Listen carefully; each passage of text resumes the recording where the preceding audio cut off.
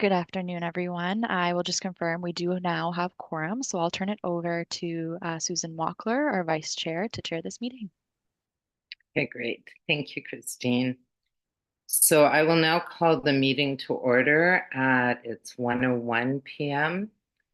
And the first item we'll start with is the approval of the agenda.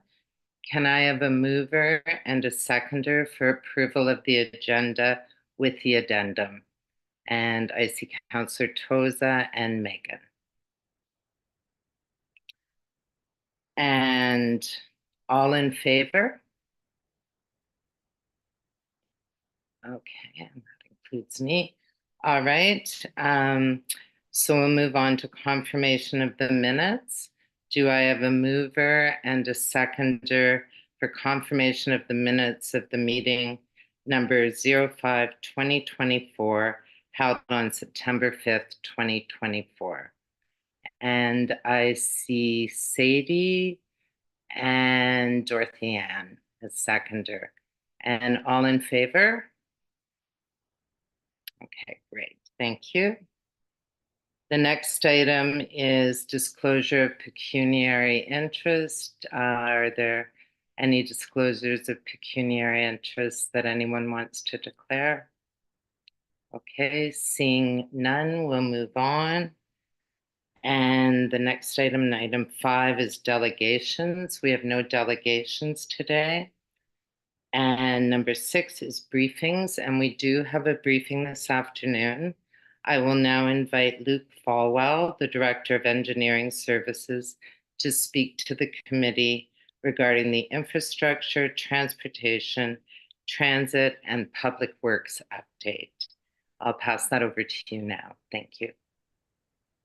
Good afternoon, Madam Chair. My name is Ian Semple. I'm the Director of Transportation and Transit. Mr. Falwell was not able to attend today, so I'll be speaking on behalf of the departments that are being represented today.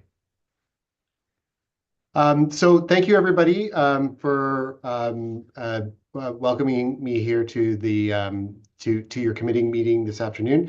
This is a briefing that accompanies the report that's part of your agenda related to an update from the infrastructure, transit, transportation, and public works teams relative to the initiatives, programs, and infrastructure that we have been working on over the past year since we last spoke with you. Next slide. So my name is Ian Semple. I'm the Director of Transportation and Transit. So I'm responsible for all of the city's transportation planning, policies, programs, and also the planning and operation of the city's Kingston Transit Service. So I'm going to give an overview of some of each of these elements, and including public works, solid waste, and engineering. And then we'll have an opportunity for questions after that. So first up, just an overview of our transit services. Kingston Transit provides a 7-day-a-week operation transit service, largely in the urban area and suburban areas of our city. We have a fleet of accessible buses and accessible stops and shelters and transit stations that are part of that service. We're working to restore much of the transit service that was changed as part of the COVID-19 pandemic, and I'm happy to report that we're back at sort of our previous service levels, so the number of hours that we're providing service and the frequency of service that exists on our routes. We also work very closely with our engineering and public works colleagues to build and maintain all of those connections that come from our neighborhoods out to where those bus stops are, where we're providing that service. Next slide. So a bit of an overview and a bit of some highlights of the changes that have happened from a Kingston Transit standpoint. So outlined in the report, that focuses primarily on the infrastructure changes that have been in place. So Some of you may have seen the transit stations that have been built on Henderson Boulevard. That's the image that's in the bottom left corner of the slide. But we've also completed upgrades at more than 25 other locations across the city, including another transit station pair that's on the east side of the city in the St. Lawrence Business Park, served by the Express 601 and 602 on the east side. This past September, we also added new service, so a new route to Westbrook, modifications, and a new route so that we could serve the Providence Care Hospital and connect to the other hospitals and agencies in the central part of the city and downtown. A new east-west route that's using the Wobbin crossing, so connecting the east side and the central part of the city, where you can make connections at the bus terminal to all points everywhere else. We've expanded our frequency on our main express routes and some of our local routes, certainly restoring it back to the levels that were in place at the beginning of 2020. And we also are looking at developing a new service model. So this is an on-demand model. That work is starting in 2025. So our existing transit service, we refer to it as conventional transit service or transit service. Many municipalities are beginning to explore on-demand or flexible routing models. And so part of our work in 2025 is looking at developing and piloting a new on-demand model that would be in place that we could use within the city, maybe with some of the areas that do not have as frequent a service or as need for as frequent of service, and also looking at ways that that can be expanded into the rural area of the city. Next slide. The other portion of my portfolio is centered around the city's transportation system. So our transportation services group, we provide a lot of programs and interventions and other sort of support around communication, education, enforcement, and engagement to work on neighborhood transportation issues, looking at increasing accessibility within our sidewalk network, looking at areas where pedestrian crossings can be added, and looking at ways that our existing infrastructure can be safer and can be more accessible. So some of the pieces that you may be familiar with that we operate on the transportation side is we provide a traffic calming program on 12 new streets a year. So each year we calm 12 additional streets. You may see some of that as it relates with bollards or speed humps, some of our speed feedback signs and other pieces. Those are selected by the district councilors in the winter, and we work to install in those new locations and restore the other locations in the spring of each year. We have a great focus on school safety and making sure that there are active, accessible, and safe routes to travel to school. That includes more than 36 locations where we provide crossing guards when school is arriving and dismissing. And we also provide education, mapping, and outreach to schools and neighborhood communities to work on those issues that may come up, to encourage all of our users in the neighborhood to take a more active or accessible way to get to school and to avoid more vehicles in and around those school areas. We also run some automated enforcement programs. So we've been running a red light camera program at 7 intersections for the past 2.5 years. And this year we started our automated speed enforcement program. So we have 2 speed enforcement cameras that are rotating through community safety zones around our schools over the next 2 years as part of a pilot. So they're presently located on Lancaster Drive and Norman Rogers Drive, and they'll be shifting to a new location in January as part of our overall school and neighborhood safety programs designed to reduce the speed of vehicles and enhance the safety of those that might be walking, cycling, rolling, or crossing across the streets. And as part of this too, we do have a number of education campaigns. This year's focus has been on the pedestrian crossovers, so pedestrian crossings, pedestrian crosswalks, and crossovers, sharing and educating not not just the users of those crosswalks, but more of a focus on the motorists and how they, as motorists, need to respect and operate within those pedestrian crossing areas. So we had a campaign that ran in the spring, and we have one that is running and will continue to run in the fall.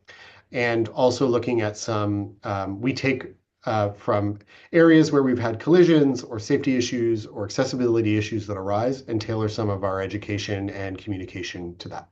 Next slide.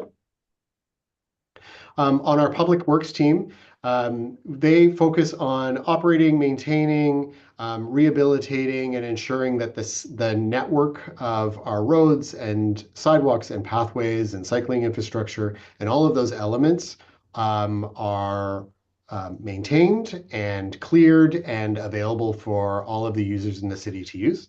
Our public works teams has new equipment that was brought in 2024 that's allowed for some better and faster clearing of our bus stops, sidewalks, and pathways. So again, getting at those connections from the neighborhoods out to where our riders and customers are looking to access our transit system.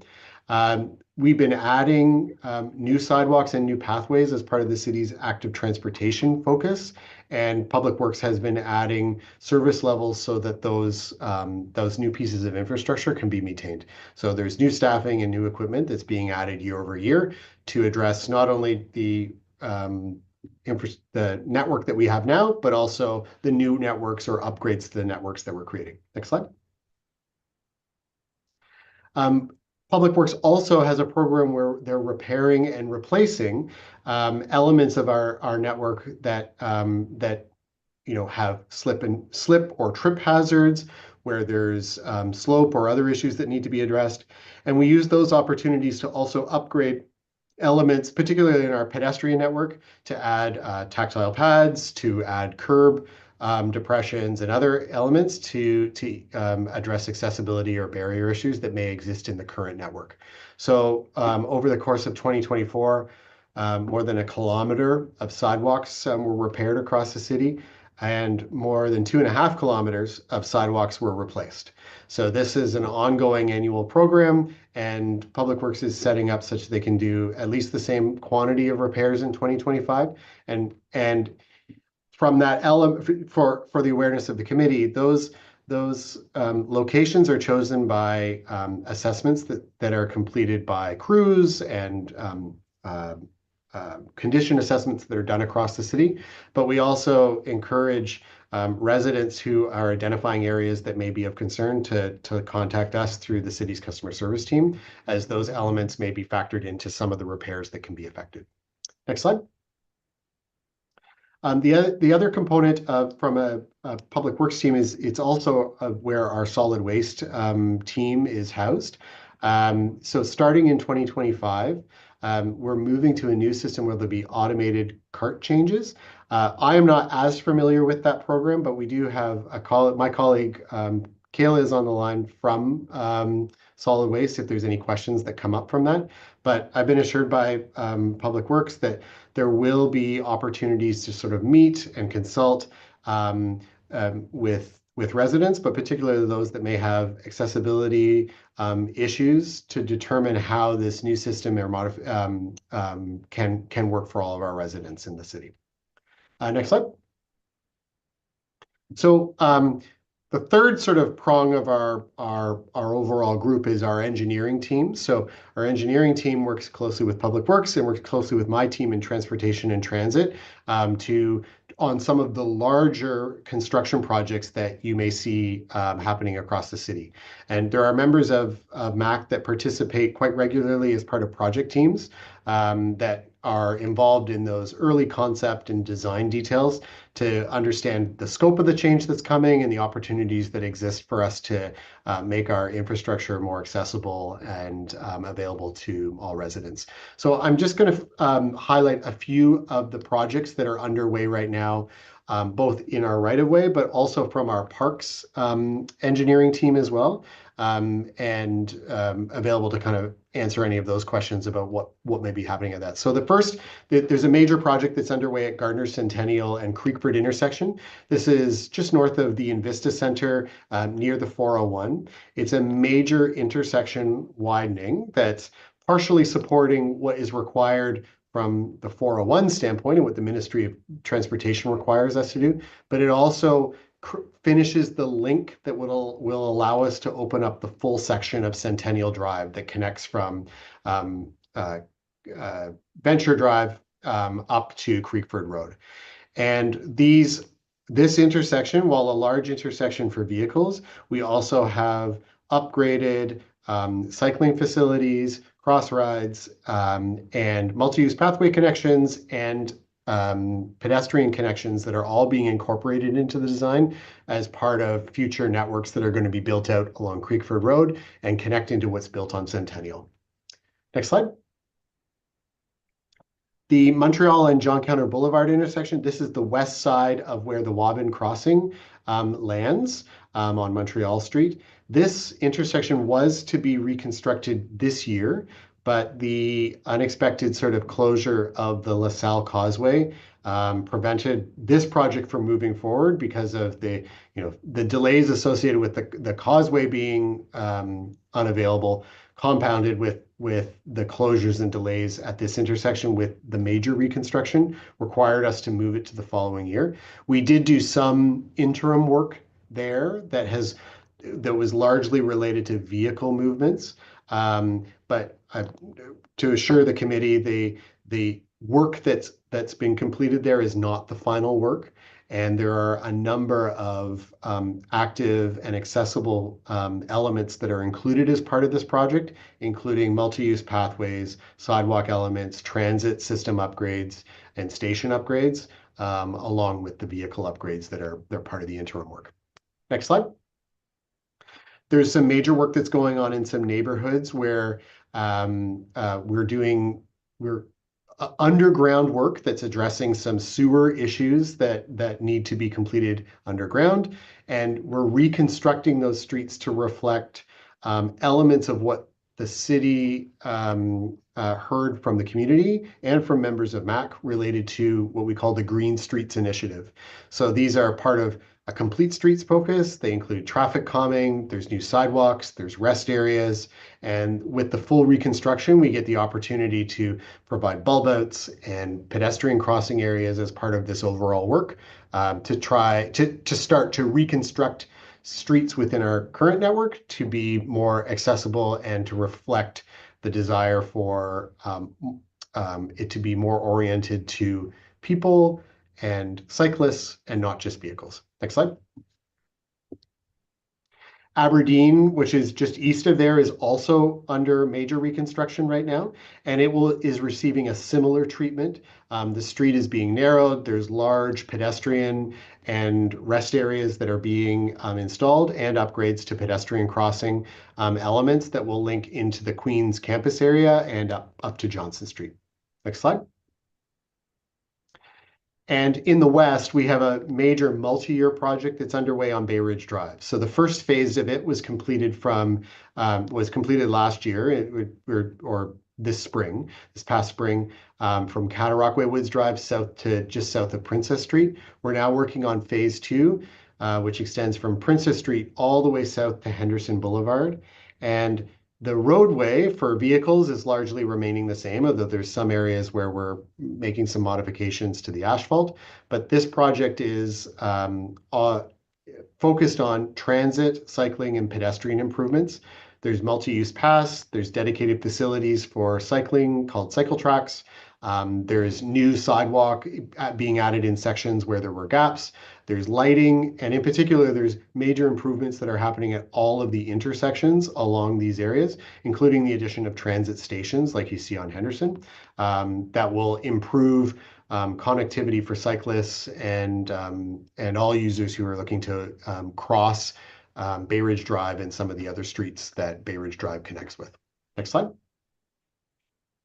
We're finishing up projects in the Collins Bay area. There's sidewalks cycling connections and pedestrian crossings that have been added in the area around Woodbine, that feeds into some bigger elements that we're creating in that neighborhood. Next slide.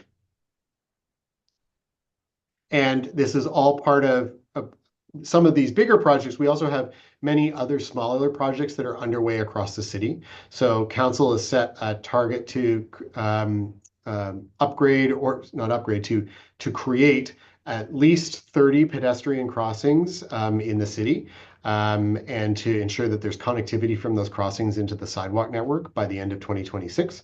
We'll be bringing a report to council at the end of the year that provides an update of where we are, but we're on schedule and on target with all of those locations we committed.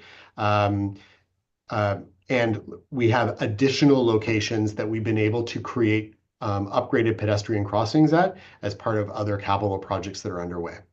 Next slide. There's some major plans in place as well on the park side. So the conceptual work is underway for the Confederation Basin Promenade. So this is downtown along our waterfront parkway area. And it provides an accessible walkway and public space that will link out onto that breakwater area and Battery Park. Next slide. There's also work underway at the Woodbine Park Ball Diamond. So there's some upgrades that are happening to support some community-led the Challenger baseball programming pieces, and with some elements that are coming in from some community supporters to upgrade those components. Next slide.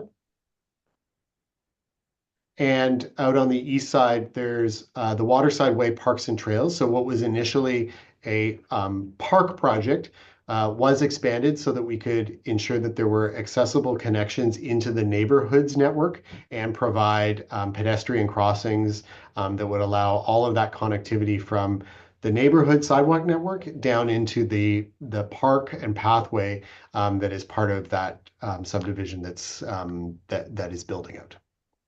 Next slide.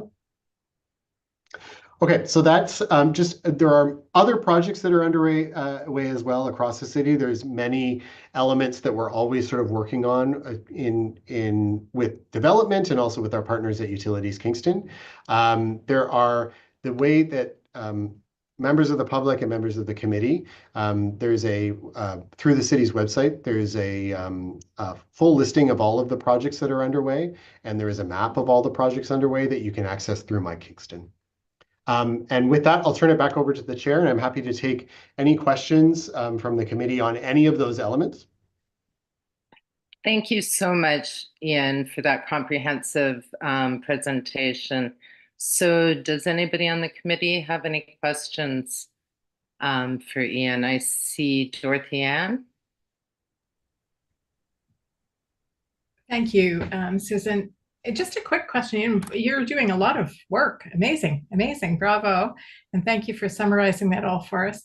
I was wondering, you were mentioning about how you were telling motorists how to be safer in these zones and doing a communication thing with them. I'm wondering how you are actually doing that, given that we don't have local news anymore and that kind of thing. How are you reaching them? Yes, thank you for your question. And I appreciate that. Just so you know, it's not just me doing all the work. I will take all the credit for the work, but there are some other people here doing some of these things. Yes. So, but it's a very good question. So our approaches from a media standpoint have shifted over the past couple of years. So there's a few ways that local media is not as present, both in print and television and radio as it was previously. But we have very great success with our social media campaigns.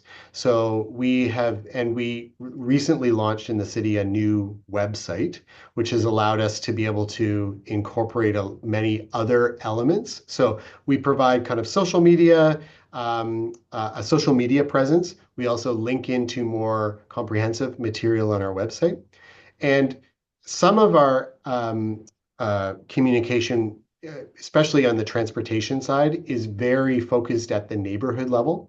And we rely strongly on our connections with our school communities, parents and school councils, And we use we call them Curbex signs, but sort of billboards or neighborhood billboards that are temporarily installed that sort of highlight an issue, provide direction on where you can get more information, and pull people in either to the website or to some of our engagement platforms. But our communication element is very different now, and relying upon our residents, our community groups, keeping council informed of what those elements are too. Our council often have very comprehensive networks of contacts through their district as well, and we share information that way too. Okay, thank you. I think the next hand I saw was Andy.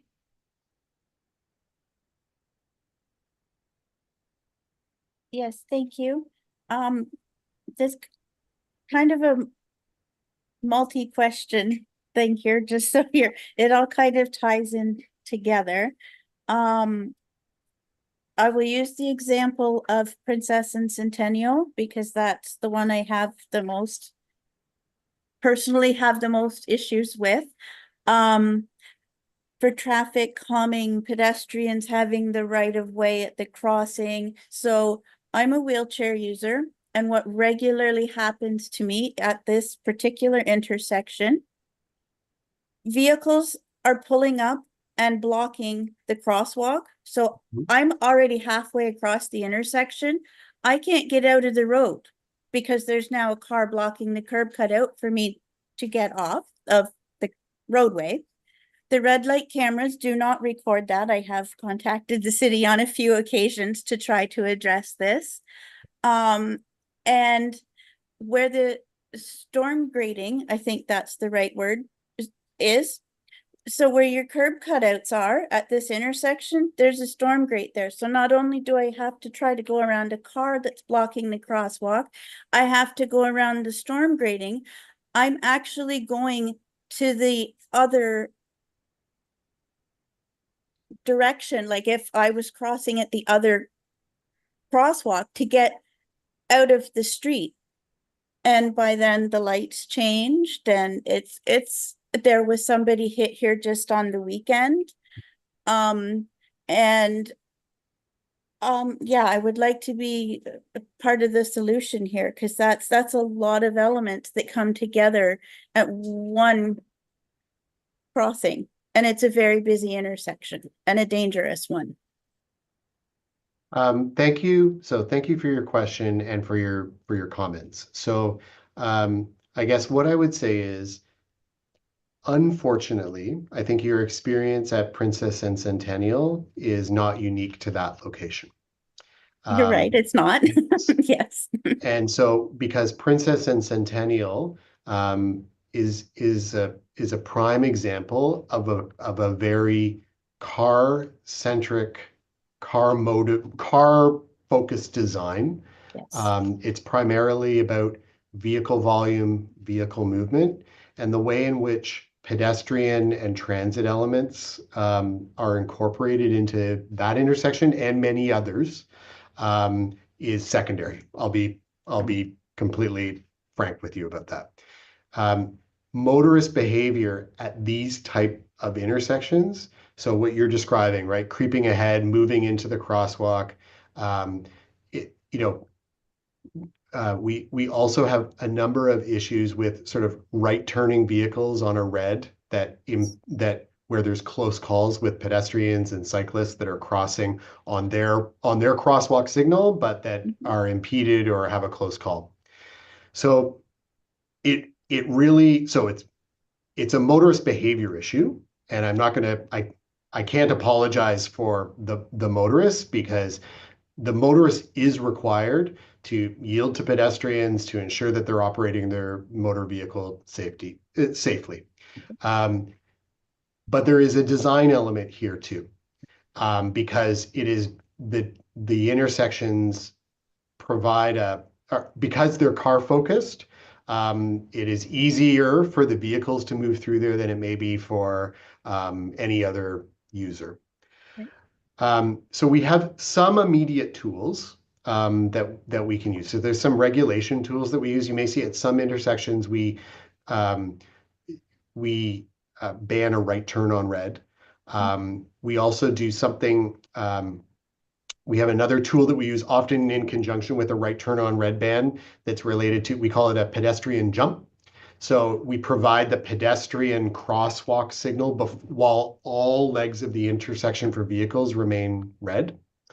And so there, I'm happy to look at that for Princess and Centennial. We're looking at it across the city and at a number of locations. It doesn't always address motorist behavior. Even, a number of accidents, including fatalities that have occurred this year, have primarily been from left turning vehicles that are coming from a side street and are striking a pedestrian or a cyclist that is in the pedestrian crosswalk. And these are occurring at times where it is well lit. There is, there's not many factors that are there. So we have some regulatory tools. We also, this is an education element that we're going to be starting to push very shortly, especially with what we've been seeing with the accidents that have been occurring this year. It's uncharacteristic, the accidents that we've seen this year, but there is a common element to the types of intersections where they are occurring. The longer term fix on this is the reconstruction of the intersections. So to the west, if you are near Bay Ridge and Princess Street, you will see very different treatments at the intersection. So you'll see an expanded curb. We call it a curb apron, but essentially the curb is expanded out. It looks different. The motorists, and I guess my sense is it is working from a design standpoint, because we receive a lot of complaints from motorists saying they can't make the right turn. And what they're saying is, I can't make the right turn as fast as I used to make. I have to stop and pay attention to what I'm doing. So along that Bay Ridge corridor, those are the standards that we're building to now, but it will be a long time while intersections are very complex and very costly to reconstruct. So we have to rely on some of these education and enforcement and regulatory tools we have now to reinforce some of those behaviors that we're seeing from the motorists. But I guess we're well aware of the issue. We see this issue as well in school areas, right? And we have some programs where we're doing, it's not a walking school bus, but a school meeting area so that students can travel as a group, so that they're kind of crossing in numbers. But it really is related to the overall design and car-centric design of how the city has been built over the last couple of decades. And it will take some time for us to address that from a design. But happy to look at this particular location, and happy to hear if you are hearing from members of the committee or members of the public about issues like that.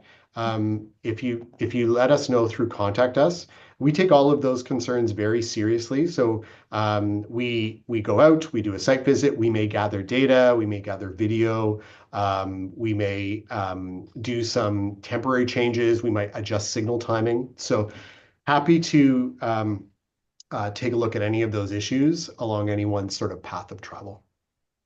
Thank you. And I would be happy to meet with you right there at that intersection and show you. Absolutely. Thank you. Yeah, I'm very familiar with that. That intersection also has there's an element of certainly eastbound. So if you're traveling towards the downtown, there's a lay-by that was originally built for transit, that also creates a bit of a longer path to travel for a pedestrian, but it looks like a place for a car to turn into as well, because it's a concrete curb, but then some asphalt sort of in there. But yeah, so I think we can certainly have a look at that location and advise if there's anything that we can do on that. Great, thank you. The next question that came up in the queue was from Councillor Tozo. If you wanted to go ahead. He's there. Yes. Thank you. And thank you, Director Semple, for the presentation. And I will let the rest of the transportation department know you're carrying all the weight of the It's me. department. It is It's me. you. Yeah, Yeah, it is yeah, me. Yeah. yeah. The man, the myth, the legend. So the question I actually have is upgrades to pedestrian crossing. Are any of them upgrade with beeping for people who are visually impaired? Yes, thank you for that question. So any location, so we have a program where we install an APS, or an audible pedestrian signal or system. Yeah. So for visually impaired users, that should be available when you're pushing the button. Not all of our intersections across the city have that. But we have funding that we use each year to upgrade locations.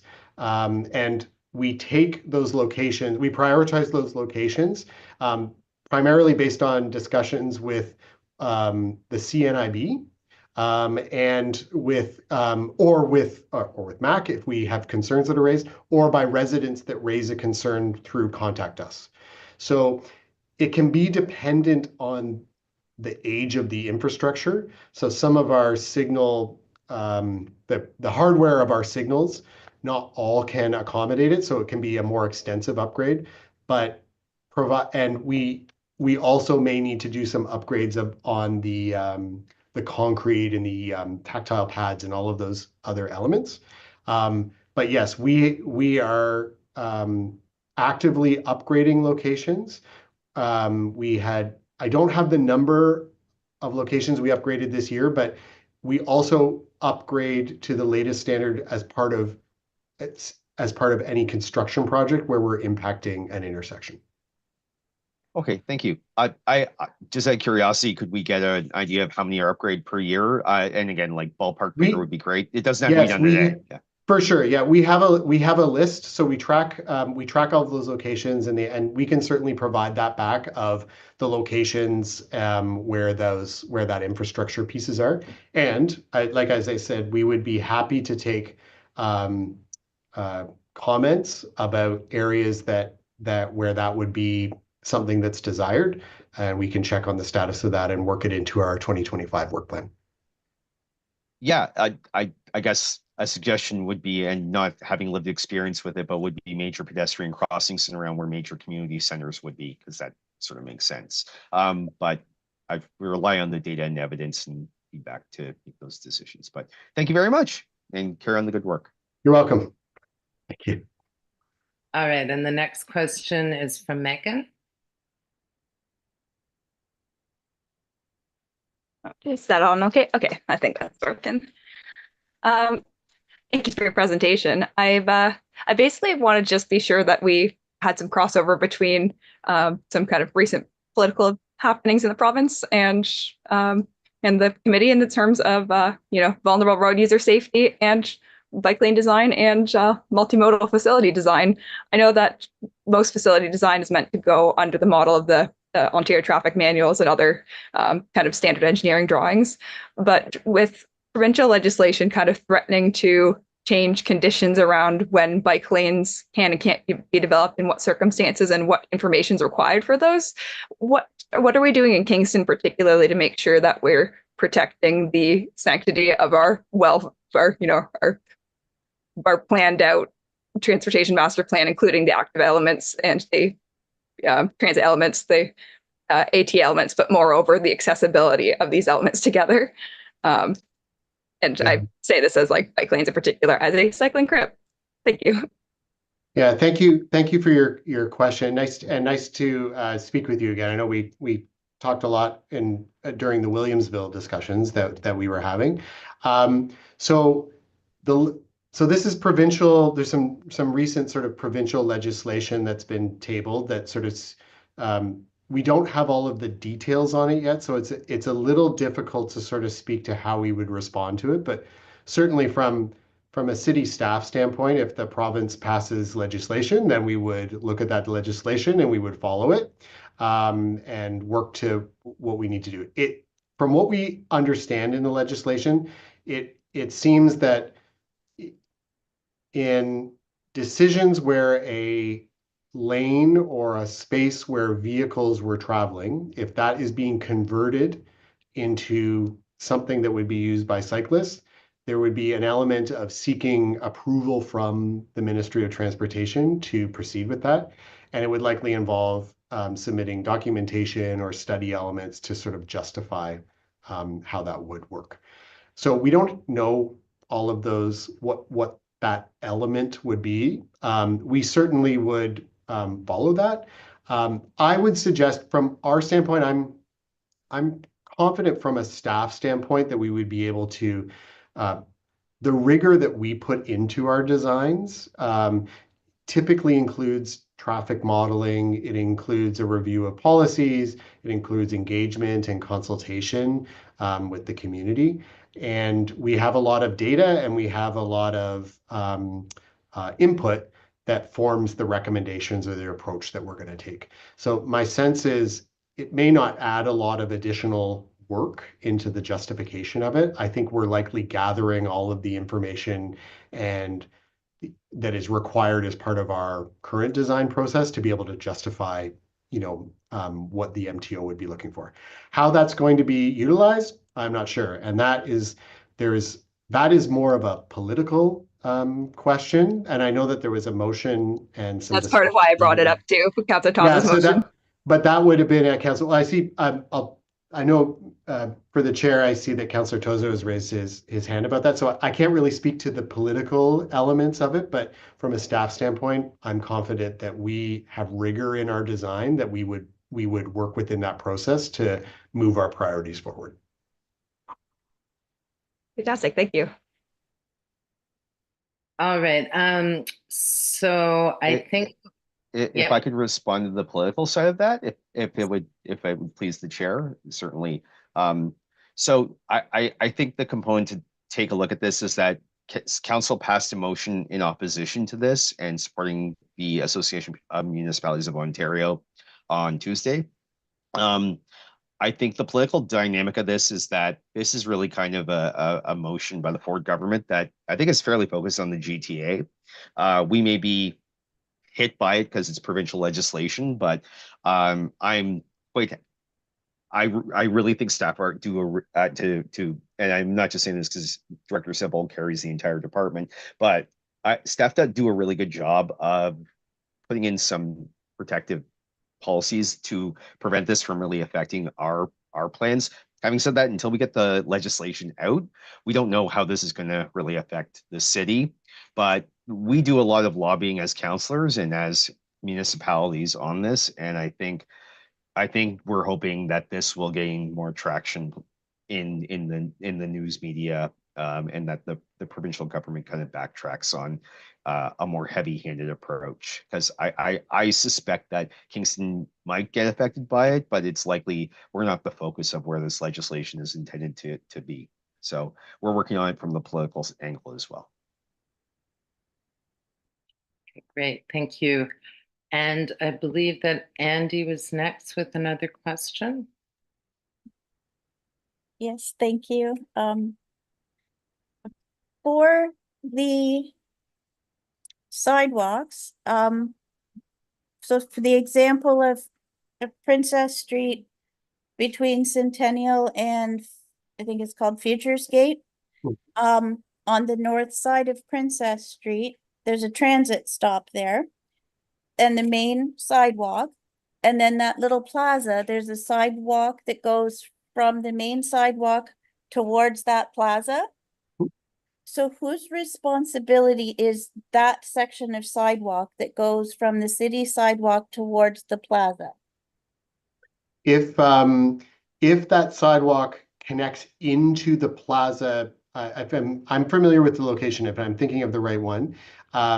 If it's not along Futures Gate itself, that connection is typically the responsibility of the property owner.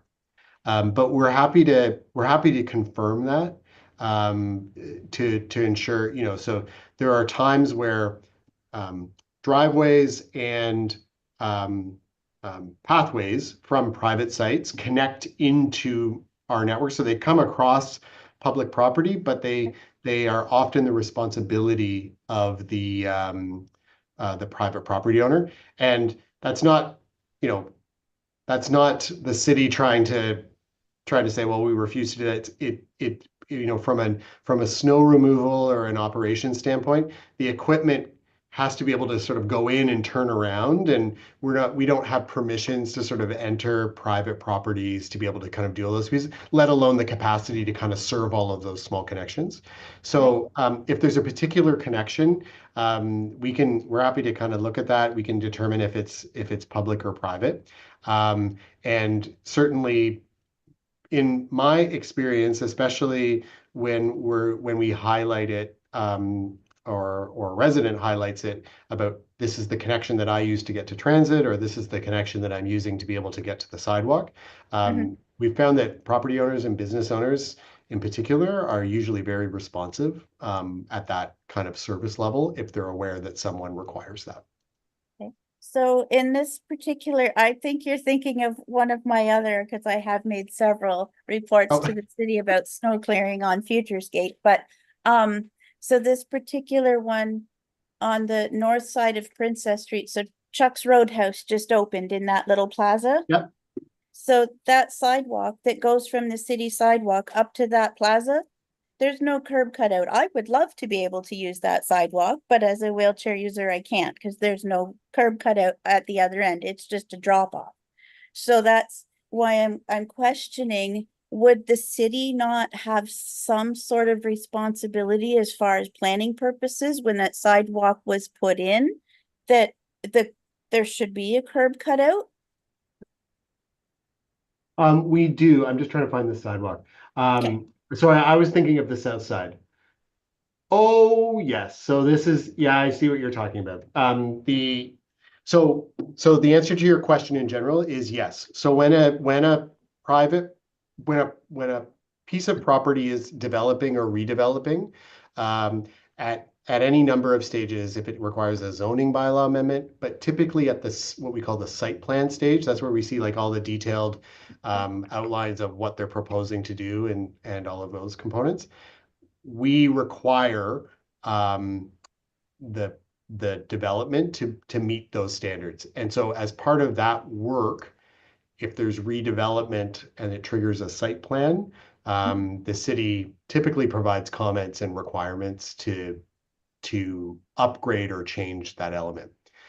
Okay. Much like other parts of this, it depends on when it was redeveloped and when those reviews were triggered. There's many parts of I was gonna name a business, but I won't do that. There are any number of locations of older businesses, older sites within the city, where, you know, there's a complete lack of pedestrian network internal to a site, where there's no connection that comes out, with the exception of a driveway where there isn't any kind of sidewalk to be able to get to our network. The city can't compel those upgrades until there's a trigger for us to be able to sort of issue some permits and do some of those other things. In that same section, even on the south side of Princess Street, there's two others that it's the same issue. There's no curb cutout. So there's no curb cutout. For me to have to use the addition of a curb cutout is generally an easier element that can be done. There's a it's a cutting it out can be done within the existing panel of the sidewalk, with oftentimes without having to replace those full pieces. But it would be something that the private property owner would be responsible for in this instance, if I'm looking at the right location. Okay. Thank you. You're welcome. Okay, and the next question is from Dinah. Please go ahead. Hi, I wanted to ask Mr. Semple, with, I guess it's Public Works when they're doing the sidewalks, I've come across a couple of spots where they've been done, one in particular on Rideau Street, and I called in about it to contact us, because for whatever reason, the corner ramps don't get lined up with the street. And the response that I got was that it's not the ones that do the sidewalks don't do the ramps, but they're left for quite a long time in between. I guess two questions. One is, I guess just out of curiosity, is why they don't do the ramps at the same time. And I know for the ones on Rideau Street, it was really difficult for, well, it was a week and a half. Because then as wheelchair users, you end up having to drive on the street, so it's dangerous. And I just wondered why it's done separately and if that can be changed. Thank you for your question. So I'm not as familiar with the maintenance process. I know that Ms. Stratford is also on the call. So if she, from Public Works, if she's able to provide some insight into that. So I'm not sure the element of what crew is doing what, but I know that we have sort of prescribed standards that we're looking to meet on, within a certain period of time. There's areas within the city that are prioritized to be able to kind of meet those elements. And we are also adding equipment. And when we are, so adding equipment, as I talked about in the presentation, to be able to do more of this more detailed work, I guess, if you will, at some of these locations, especially in areas with pedestrian crossings and transit. But also that when we reconstruct or rebuild a sidewalk, we're designing or we're rebuilding them in a way that allows for better maintenance as well. Ms. Stratford, I don't know if you have anything in addition to add to that, or that you could answer the question about the maintenance components. I don't mean to put you on the spot, but I know that you're a wealth of knowledge as well, since we're throwing compliments around. Thank you. Dinah, if you wouldn't mind just can you just reiterate again what exactly the issue was at this particular location, so I can potentially speak to it a little bit better? Where they'd done the sidewalks, but then the road and the sidewalk don't meet. So then there's quite a gap in between. When they did contact us, the response I had got was that it was a different people do the road or level it up. They get done Okay. Or something. Yeah, so basically, in this particular situation, we worked with a contractor to complete the sidewalk repairs. And then our in-house crew would have gone back to top that up. So that would have been the reason why the contractor would have been, would have come in to strictly work on the concrete portion of it, and then the city crew would have attended to do the asphalt portion of it and to kind of build that ramp. Does the issue still exist? No, it doesn't. Okay. Just the in-between part, because then of course elderly people, well, not, of course, doesn't matter who it is, but being on the road in the in-between time.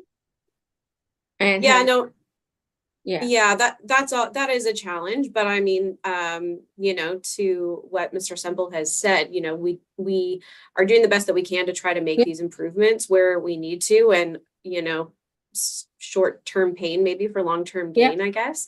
And we do try to expedite those sorts of situations as quickly as we can to ensure that there is not long-term effects to residents who, whether they have accessibility issues or not, are affected. So I'm glad to hear that situation was tended to, but in this particular case, the reason why there were two different groups working is that the contractor came in to specifically do the concrete work, and then the Public Works crew from in-house would have attended to complete the asphalt work to bridge that gap.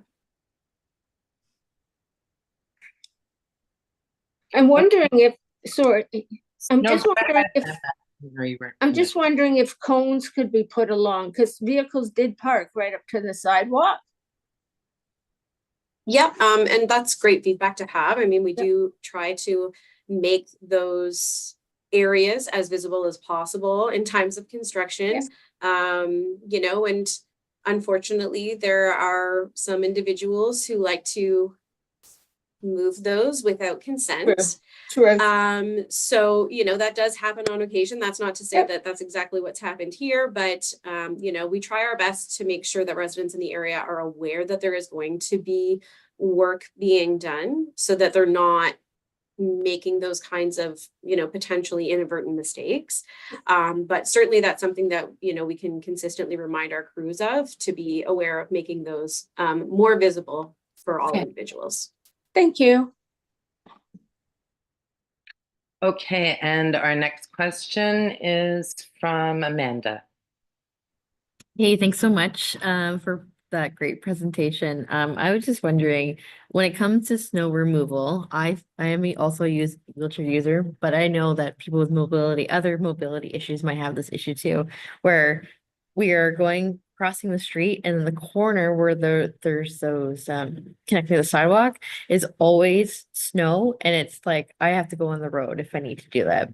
But I'm trying to get to the bus stop, for example. So because the plow came by, and then there's always a blockage of snow. Anyways, has any consideration been made to making sure that those corners of those sidewalks leading to the street are covered?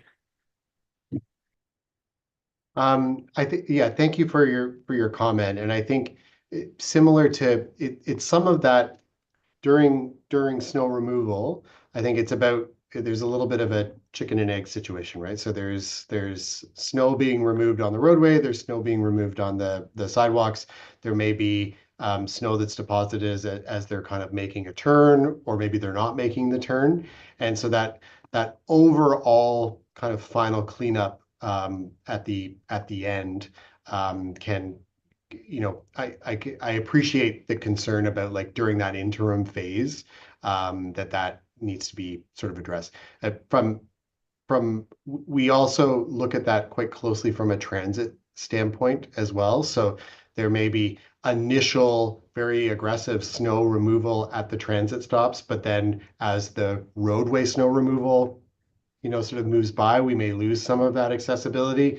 And then our public works teams and our contractors go back to sort of address some of those pieces. So during the actual snow event and in the time sort of after the snow event, it's quite dynamic. Some of the conditions that you might find are dynamic. And I think as what Ms. Stratford was saying, that, and in a part of what was in the presentation, if there's ways that we can reduce that time, and if there are ways that we can do that is through good design, and then also with sort of the equipment that we have and the way that we're sort of managing the priority of those equipment. But your comment is very well taken. We hear that comment not just from people who may be using a mobility device or a wheelchair, but also from some of our winter cyclists, and also pedestrians as well, that are looking to sort of cross or mid-block crossings and some of those pieces too, and certainly our transit users. So very much noted, and I think part of what we're looking to sort of continue to improve in our maintenance. Thank you so much. Appreciate it. It's the joy of winter, right? So Yeah. Thank you. And I just wanted to check, Andy, did you have another question, or is your hand up from before? You have another question? Please go ahead. Thank you. And now that we've covered, I think, all the getting to the transit stops, it brings me to my questions with regard to, now that I'm on the transit bus, the new buses with the automatic the Q straight automatic. Yep. Yes, love it overall. I do. I was wondering though, the way those are set up, and even on the older buses that have a different, I don't know how to explain it, but it's usually behind the driver, and I would back into it as a wheelchair user. I can't see the screen that tells me what the next stop is, and I can't hear it either. Would there be some consideration given to putting a second screen so that it would benefit, I think, I see caregivers with strollers as well. They're often positioned facing the rear of the bus. To just have a second display to see when the next stop is. Thank you for thank you for that comment. So you're right. We've got we have a variety of bus models, and we have a variety of sort of mobility device and wheelchair areas, even within those models. The Q strength automatic system is the newest system. It's on, I think it's on 8 of our buses, and all of our new and replacement fleet that's coming in will have that type of system. Like you said, it's been received very positive, both from, I think, the users that we've worked with, but also the operators as well. We are looking at ways that so there's 2 elements to the stop announcement and display system that we're looking at. The first is, I think your comment about can a secondary display be added, and the way that it faces be added. That's certainly something I'm happy to look at. We're also looking at larger displays. So the displays that would not just state the stop, but they might show a map, they might show larger text, they might show different, might show this stop and the next stop that's coming up, and provide some stacked information. We have some equipment that's on order that we'll be looking at testing in 2025. So I think your comments relative to how those can be placed, perhaps maybe we can test them in a different location in the bus and maybe kind of look at those elements to see that aspect of what is there. The third piece that, from an interim standpoint, if you are able to use, or if you have a smart device, and if you're able to use a smart device while you're on the bus, we also have an app. It's called Transit app. But it's hard to explain, people. It's like it's an app called Transit.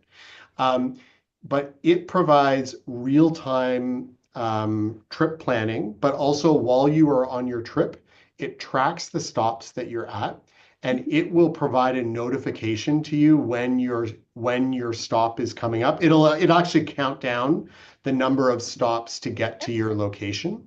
So happy to take away, I think, your suggestion. And I think in the interim, if you have the ability to use the Transit app, it has multi-language, it has accessibility features that are contained in it. It also is how we're pushing out some of our service updates like detours, so that you can have the most available, up-to-date information in addition to the real-time information about when the bus is.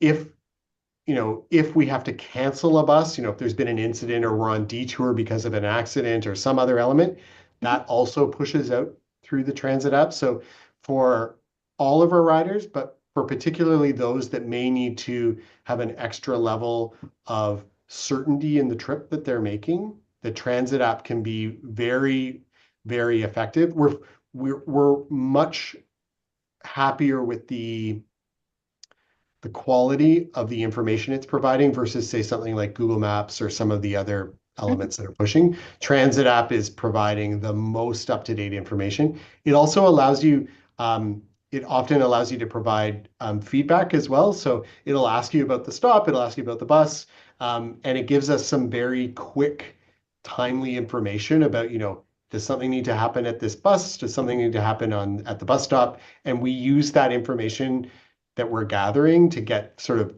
feedback about, like, perhaps this is a bus stop we could upgrade in the future. So just food for thought. Yes, I do have that app and I do use it. Oh, good.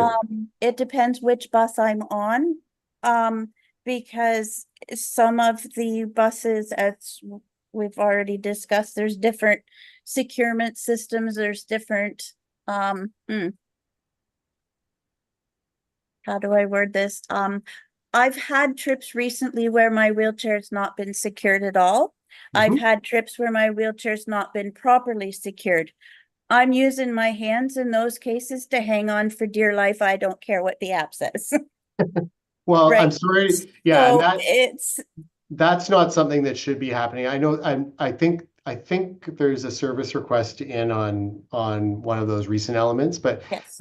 So for your awareness, that is also something that we of course take quite seriously and follow up. It could be an element of if there's, so as part of before a bus goes out, the operator does a pre-trip on the bus that includes checking all of these components, including the ramp and the restraint systems and all of those pieces. It's possible that they, if they miss something or if it falls into disrepair while the bus is out, we can change that bus off. If it's a training component with the operator, if they're not using that restraint in the correct way, we retrain, we pull the operator off. So it's important that we hear about any of those concerns. The easiest way, as I've sort of mentioned a couple of times, is if you send that in or call in to our contact us, it gets immediately assigned in most cases to our transit supervisor team. And if the bus is out on the route, they check on it and they're speaking with the operator. They may intercept the bus at one of our transfer points to check that. So the sooner you can report it and through contact us, it'll get assigned to our operations teams almost right away.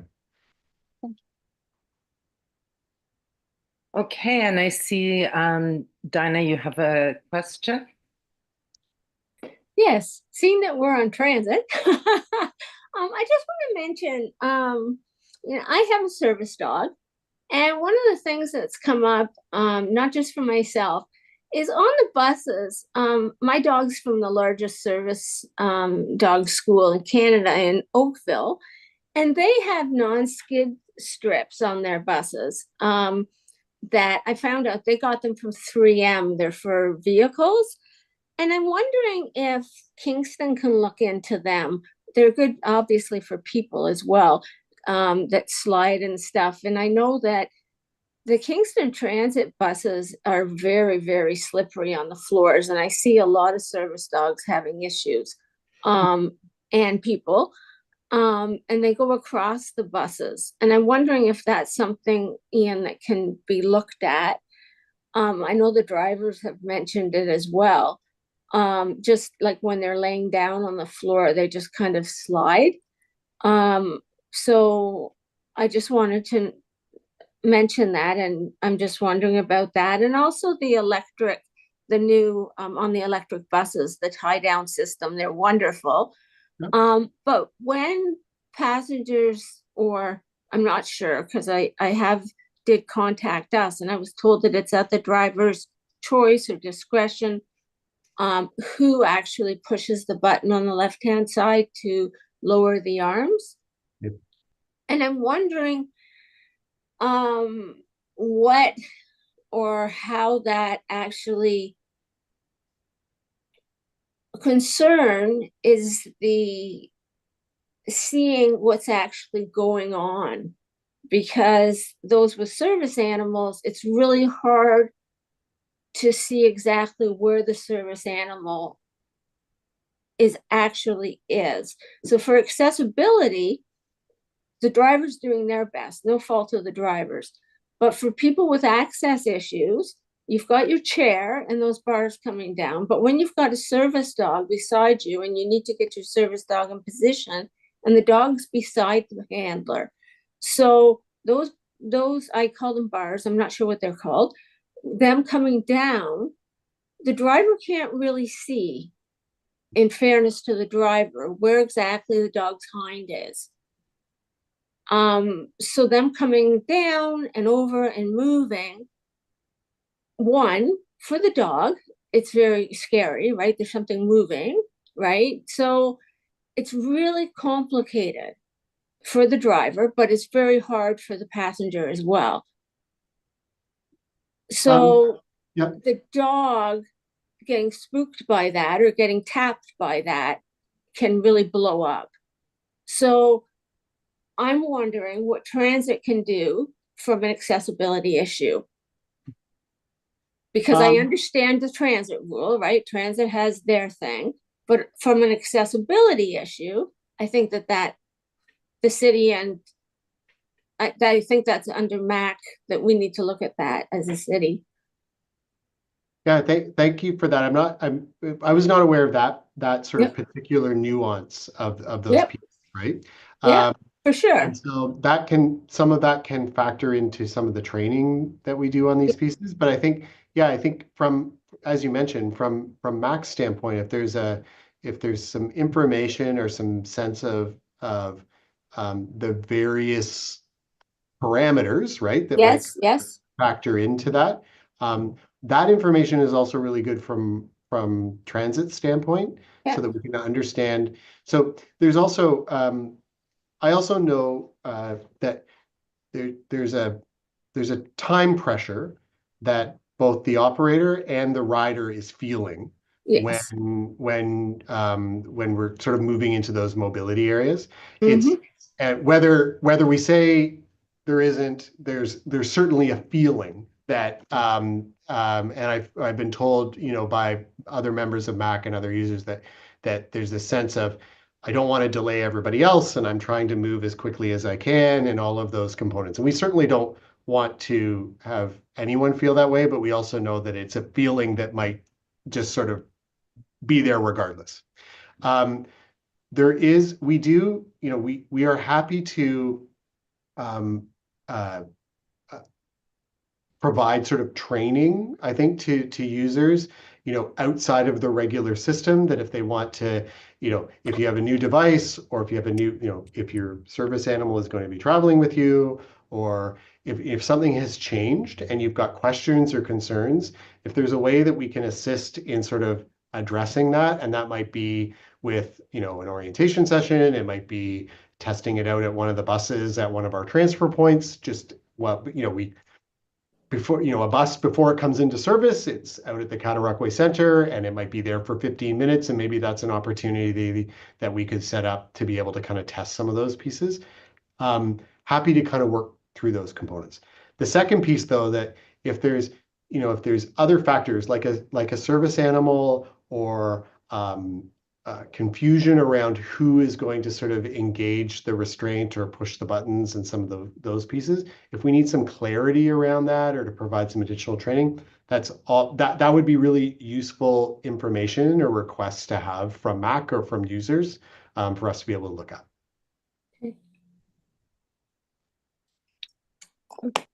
Okay, great. Thank you again so much for the presentation. Obviously, it's generated a tremendous amount of interest and really helpful discussion. Thanks again. I think we'll now move on to business. And the first item under business is actually the report that's pertinent to this presentation, the Infrastructure, Transportation, Transit, and Public Works Update. And I'm wondering, are there any other questions from the committee that are specific to this report that's been submitted? Okay, seeing none. Are there any members of the public that are participating today that may have a question on this report? Through you, Madam Chair, we have no members of the public in attendance. Okay, all right, so we will move on. And I think that this report was just for information. So we'll move on to the next item of business, which is the community development. Oh, sorry, Susan, never mind. Okay. All right. All right. The next one is the Community Development and Wellbeing and IIDEA Department Update. And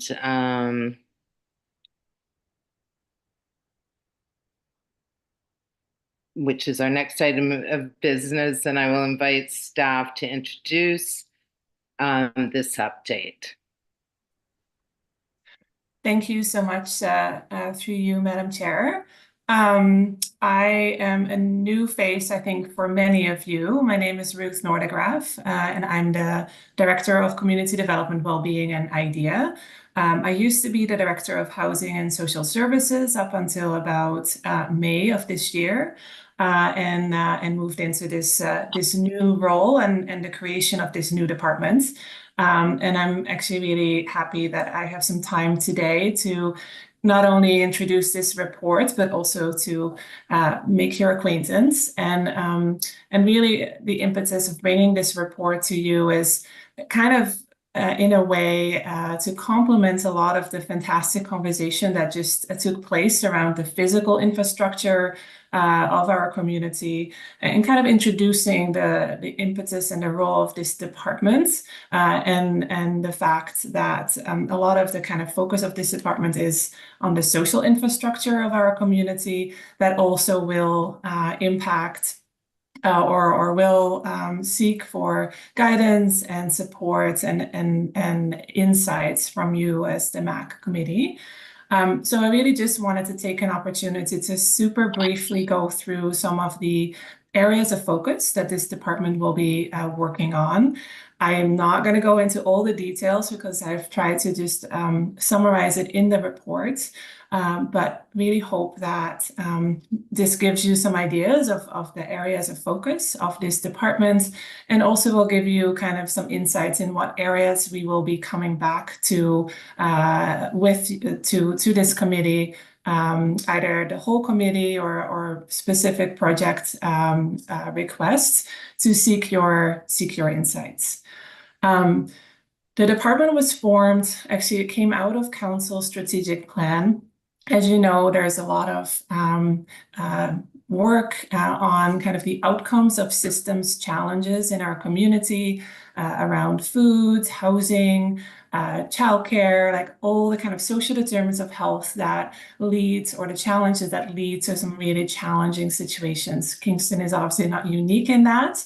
But what is, I think, really exciting is that this council specifically asked staff to work on more of a preventative, or work on policies, procedures, initiatives that can really focus more on the prevention of some of these really broad systemic issues. We also are very aware that as a city, as a municipality, we are not able to do all of those things on our own, and we have specific roles and responsibilities. But where we can, we really want to take a leadership role or something more of a coordinating role in these areas. So this department, and you will be able obviously to read more details in the report, but in the next year and a bit, you will see that we will be kind of bringing certain areas forward. You will see the department is kind of laid out in 3 areas. We have the community development and well-being area, the EDI office, and I know you are very familiar with my colleagues, Vanessa and her team that are leading this portfolio. And then we also are starting or kind of continuing the work on Indigenous initiatives, which will also create its own office. The community development and well-being portfolio in 2025 will be focusing on updating the community safety and well-being plan. And in this report, you will find all the links, so you can start to do some reading because it will come back to you. But what we'll be working on in 2025 is updating that community safety and well-being plan. It is actually a plan that's coming out of, or is mandated by the provincial government through the Community Safety and Policing Act. But as a municipality, we have the responsibility to be the backbone for this plan. It was created in 2021, and we will need to go through an update and a review, which is very timely because obviously it's a very kind of holistic plan touching on the life course of our community from birth to aging, but also the different social determinants of health. So it will really be a foundational document for the work that we do. And I know that updates and the review and some of the new recommendations will come back to this committee next year. We also are working on kind of trying to pull together all the different areas around food. I know there also is a lot of great work happening in the community already, and the city is also involved in lots of different initiatives. But our work in 2025 will also be to create more of a food system framework to try to coordinate and align all the different areas of food and the food ecosystem, from food access to food infrastructure, production, education, and governance. So again, we're not as a city going to take on everything, but we're going to try to create a bit of a foundation and an understanding of who's doing what, and focusing on more of a coordinated effort. You might have seen some notifications going out already, but we also are starting to do more work on the neighborhood activation. So really kind of neighborhood specific work. We have a small micro grant that community members can access for events and activities in their neighborhoods. And we're building out kind of those on those activities. We're also looking at how to increase access to city facilities and city spaces, for instance, for ethnocultural groups, community groups, and really try to remove barriers in accessing services and spaces.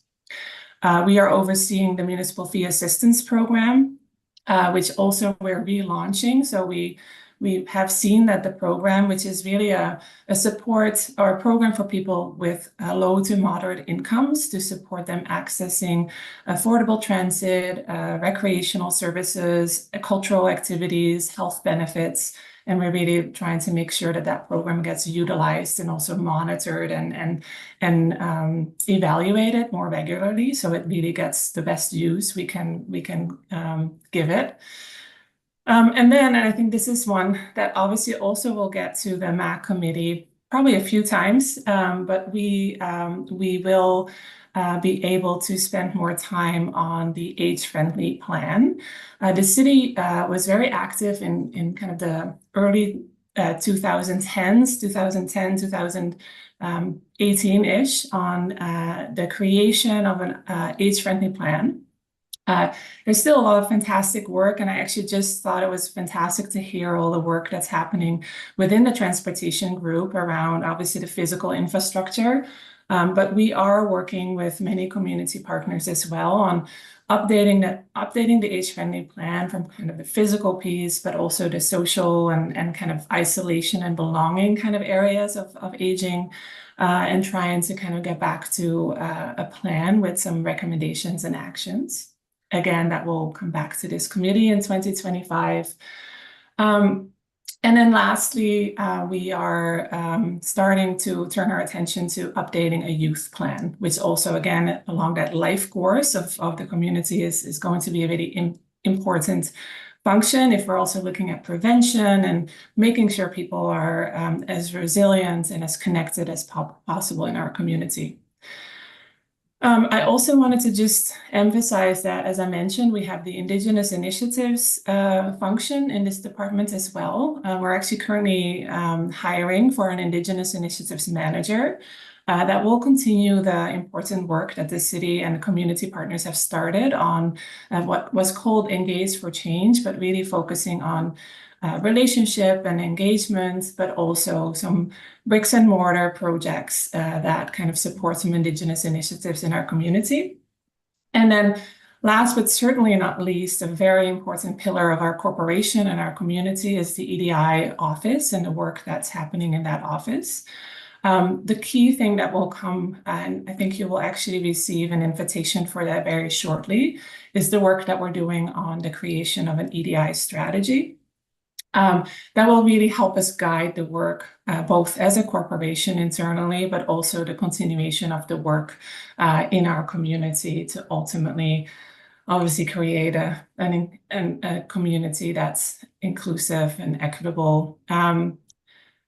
I think that is really a very quick highlight of what you can expect. By no means do I have all the answers, but I thought it would be important for you to have some exposure to this new department, which I think is going to hopefully really create some proactive measures where we can, but also a lot of it will be bringing people together, collaboration, shared visioning of how we can, as a community, focus on that social fabric and that social infrastructure that ultimately will support us to be as connected and as resilient as a community. So I'll leave it with that, and I'm happy to answer any questions that you might have. I also will be back, so just happy to chat. Thank you.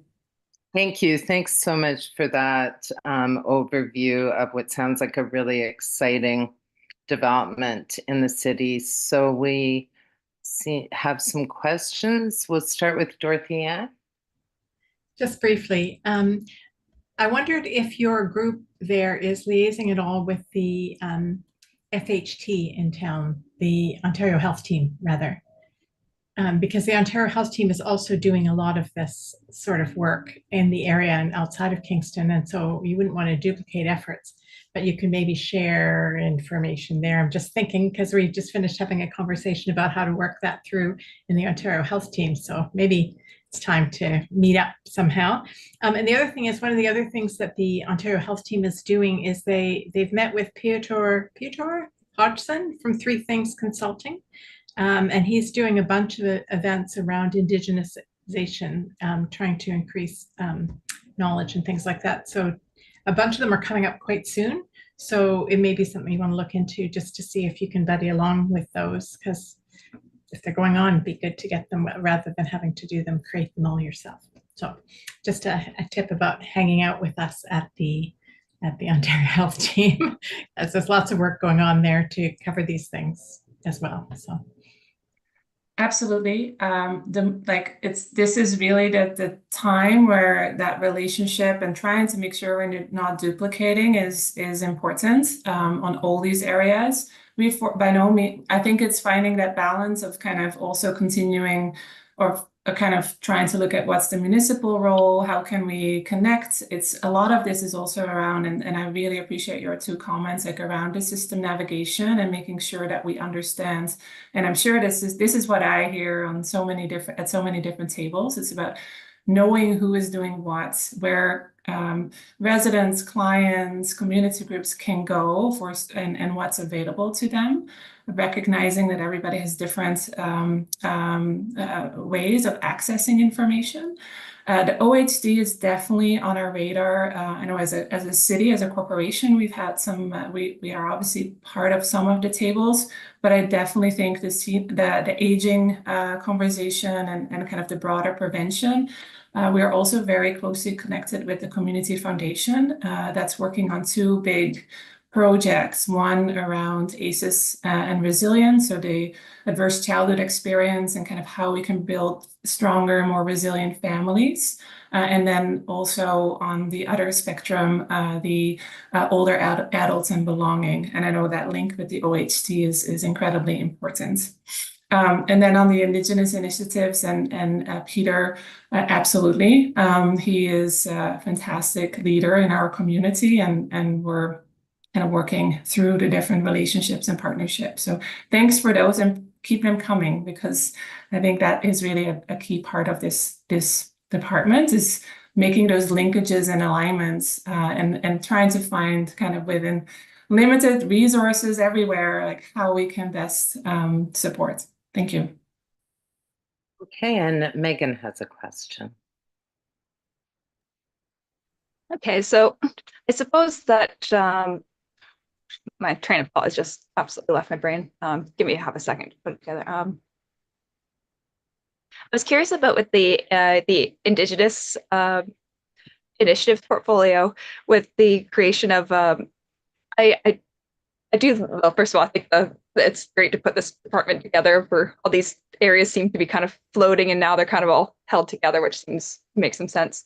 But that said, I know it makes sense on the municipal front to have, of course, engagement and strategies to engage with different groups. But given the nation-to-nation responsibilities for consultation versus the municipal limits on what we can and should consult on, what kind of considerations are being given to that to make sure that we're both representing the interest of local folks, whoever they may be, as well as the treaty rights, and making sure we're not going to erode whatsoever any of the framework around self-determination and whatnot by shifting the responsibility from a federal to municipal level? Thank you. That's a big question.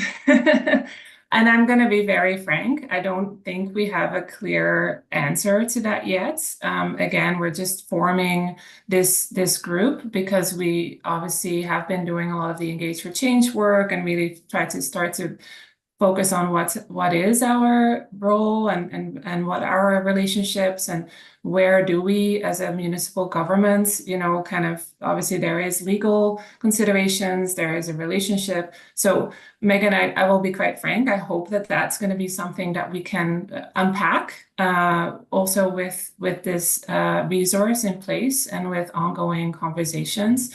I by no means am an expert on that, so I think the fact that you're raising that is really important and is something that again we are hoping to to really kind of work through as a city, as a community, with our Indigenous partners, but obviously there's different layers to that. So I hope I can come back to you or my colleagues can come back to this committee with strategies on that as well. Perfect. Yeah, I didn't anticipate that you'd have a good. It is not something that's not really an answer for both things. So much just something I just wanted to make sure was something that's out and about. And I'm happy to hear that that's something that will be under development. My second kind of question is a lot more straightforward. For the MPAP program, the Municipal Fee Assistance Program, when it comes to support for transit, are we making sure that that's going to stay in there? I know it's been kind of a year-to-year agreement with like council, but is there a way to make sure that that can be enshrined so people who might be using transit can rely on that being an option for them? Or is that outside of your domain? Is there anything we could do around transit and MPAP for accessible mobility? Thanks. Yeah. No, it's a great question. And sorry, just to look back on the Indigenous question as well, there's some very specific council priorities as well that kind of relate to your question. So I think we're really, so no worries, we will get there, but it probably will take some time. On your MFAP question, so the Municipal Fee Assistance Program has been around for quite a while, and transit and affordable transit has always been part of that program.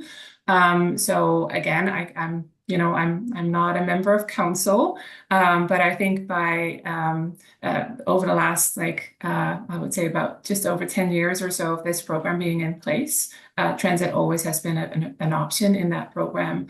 I cannot predict the future, but I think the more it's being utilized, obviously, and the more people are able to access services, I would anticipate that would remain in the program. This has not been ever questioned. By anybody, I think people are in general, I think very aware and acceptant of the fact that being able to get around in the city is critical for all the different areas that we are all focusing on. Okay, great. Thank you again so much. And I just want to confirm, Christine, so there's still no public members? Correct. Okay, so they will not have any questions, I am guessing. Okay, well, thank you so much again for that presentation. And we'll move on now to the Accessibility Office report, which I invite city staff, maybe Derek, Yes. to present. Okay, thank you. Thank you, Susan. And in recognition of the fact this has been a fairly lengthy meeting, I'm going to be very brief.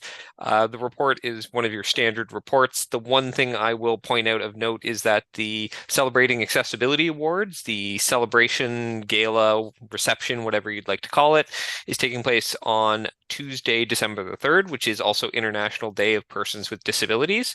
So I'd invite everybody on the committee to attend. It's at the Donald Gordon Hotel and Conference Center, and it's from 1 to 3 o'clock. So I'm very much looking forward to that. But other than that, Susan, I'm happy to answer any questions that people may have about the report.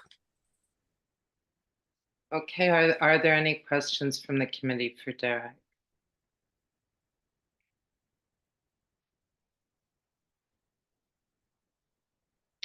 Okay, well, seeing none. Okay, so seeing none, thank you so much, Derek. And we'll move on to the next order of business, which is project teams. So there's 2 appointments, one for the Frontenac Street Parkette and the second for Purdy's Mill Park.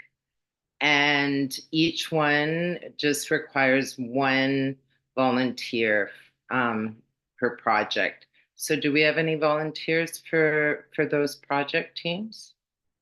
Megan? Okay, which one? I guess we should do. I'd like to do Frontenac Street, please. Pardon me? Frontenac Street. Okay. All right. And so the second one is Purdy's Mill Park. Do we have a volunteer for that one?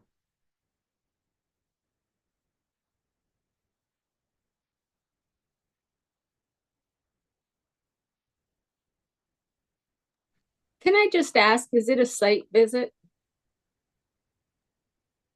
Well, anyway, you go ahead, Christine. Sorry.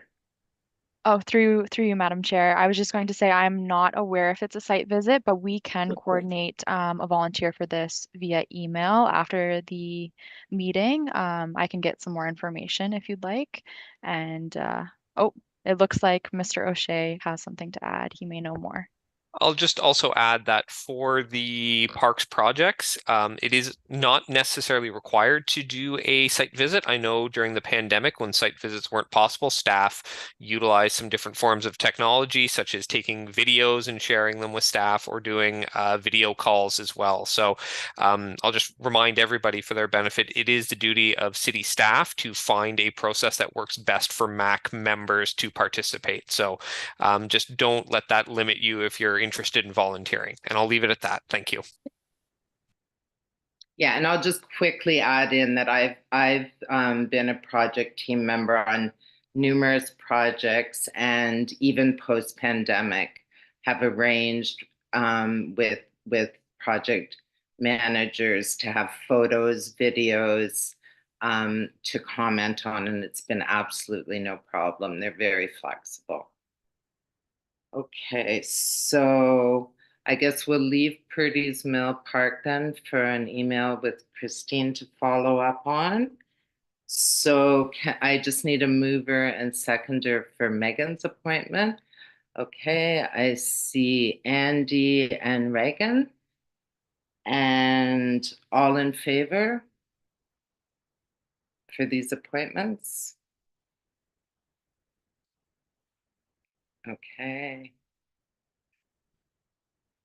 I'm just not seeing Dinah and Penny. I don't know if that's you're abstaining. I see you now, Dinah. Penny, I don't see. I'm not sure if she can hear me. I guess that carries, Christine. Okay. Thank you. All right. And then moving on for number 8, motions. There are no motions. There are no notices of motions. Is there any other business anybody has? Dorothy Ann? Just a quick notice, because this is my last meeting with this committee. So I just wanted to say cheers and thank you so much. It's been delightful. And I may return when I have a little bit more time. I just don't have enough time to continue. So wishing you all well. And thanks for everything, everybody. So thanks, you too, Dorothy Ann. All right. And moving on to correspondence. There's no correspondence. The date of the next meeting will be determined probably for January. And just to reiterate what Derek had said, the committee is invited to attend the Celebrating Accessibility Awards on Tuesday, December 3rd, 2024, from 1 to 3 at the Donald Gordon Center. And now we are moving to adjournment. Do I have a mover and a seconder for adjournment? Dinah and Amanda, thank you. All in favor? Please indicate. Okay. And we